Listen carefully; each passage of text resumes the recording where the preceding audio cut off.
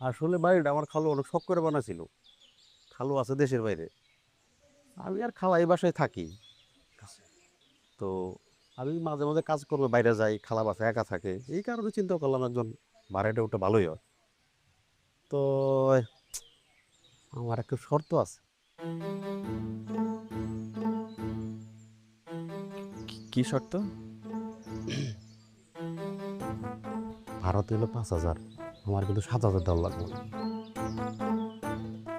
আরে ভাই, বুঝেন না বিষয়টা, কোনো ফার্নিচার আপনার লাগতেছে না। আপনি মনে করেন যে 2,000 আমার বেশি দিবেন না, আমি তো আপনাকে হেল্প করতেছি। ঠিক আছে। দাঁড়ায় আছেন কি, ভিতরে যান, আসুন।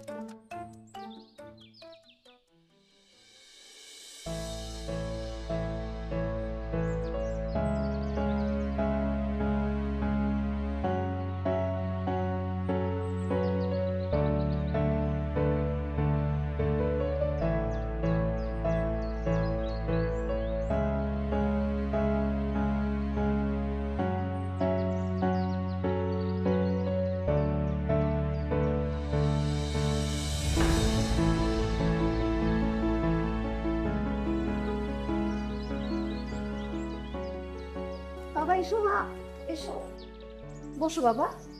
আমি অন্যের বাসায় সুপায় বসি না। শিউলি, কাপড়গুলো হয়ে। আসসালামু আলাইকুম বাবা। বাবা আপনি বসেন না, শিউলি বাবার জন্য একটু চা করে নিয়ে আসো। বাবা তুমি বসো, আমি তোমার জন্য চা নিয়ে আসছি। বাবা আপনি বসুন না। থাকি, তোমাকে ব্যস্ত হতে হবে না।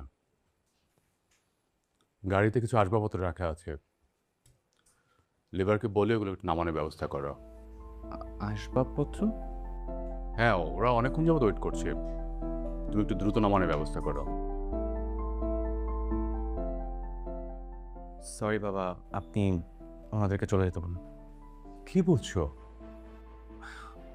বললাম যে অপেক্ষা করে কোনো লাভ নেই, ওই আসবাবপত্র আমার ঘরে ঢুকবে না। কি বলছো তুমি?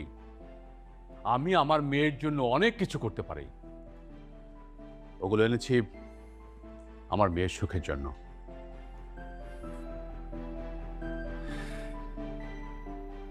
সে বেয়াদবি নেবেন না বাবা, কিন্তু আপনার মেয়ে যতদিন আপনার বাড়িতে ছিল ততদিন তার দেখভালের দায়িত্ব আপনার ছিল, কিন্তু আপনার মেয়ে এখন আমার স্ত্রী, তাই ওর দেখভালের দায়িত্ব এখন আমার।